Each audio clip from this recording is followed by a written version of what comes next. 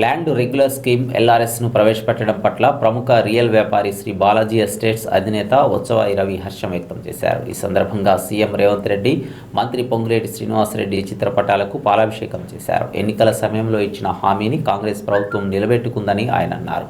గత కొంతకాలంగా రియల్ వ్యాపారం కుదేలైందని, ఎల్ఆర్ఎస్ స్కీమ్తో మళ్లీ రియల్ రంగం పుంజుకుందని రవి పేర్కొన్నారు. అయితే మార్చి చివరి వరకు ఉన్న తేదీని 6 నెలల పాటు పొడిగించాలని, దీని ద్వారా లబ్ధిదారులకు వెసులుబాటు ఉంటుందన్నారు.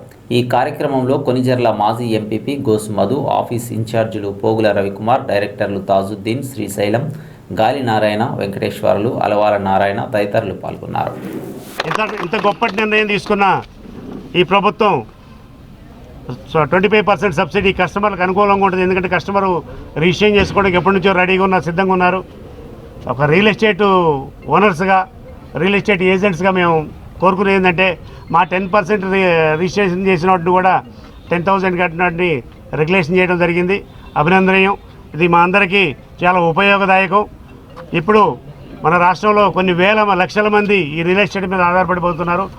మన ఖమ్మం జిల్లాలోనే దగ్గర 1,50,000 మంది ఈ రియల్ ఎస్టేట్ని వృత్తిగా నమ్ముకొని జీవనం సాగిస్తున్నారు.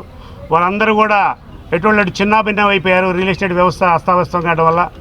మళ్ళీ వాళ్ళందరూ కూడా జవసత్వాలు పూరించుకొని మళ్ళీ ఈ రియల్ ఎస్టేట్ రంగంలోకి వస్తారని ఆశిస్తూ, ఇంకా ముందు ఈ ప్రభుత్వ నిర్ణయాల్లో ఇంకా మంచిగా తీసుకోవాలని కోరుకుంటున్నాం. అలాగనే 25% సబ్సిడీని మార్చి 31 వరకు కాకుండా, ఎందుకంటే మేము రియల్ ఎస్టేట్లో ప్లాట్లు ఆగిపోయి ఉన్నాయి. ఇప్పుడు మార్కెట్ మొత్తం ఆగిపోయింది. దీన్ని ముందుకు తీసుకెళ్ళాలి అంటే మేము ఇప్పటి నుంచి సేల్ స్టార్ట్ చేయాలా.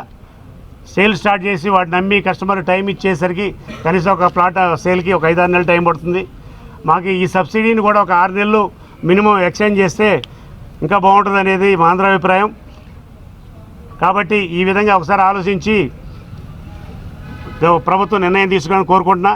ఇప్పుడు ఇచ్చిందే ఎక్కువ, గొంతెమ్మ కోరికలు అనుకోకుండా ఉంటారని ఈ ప్రభుత్వాన్ని మరొకసారి విన్నవించుకుంటూ, ఇంతటి మహోన్నత అవకాశాన్ని కల్పించిన మన సీఎం రేవంత్ రెడ్డి గారికి, మా రెవెన్యూ మినిస్టర్ పొంగులేటి శ్రీనివాసరెడ్డి గారికి, డిప్యూటీ సీఎం బట్టి విక్రమార్క గారికి, అలాగనే మన ఖమ్మం మంత్రివర్యులు శ్రీ తుమ్మల నాగేశ్వరరావు గారికి, అందరికీ పేరు పేరున చేతులెత్తిన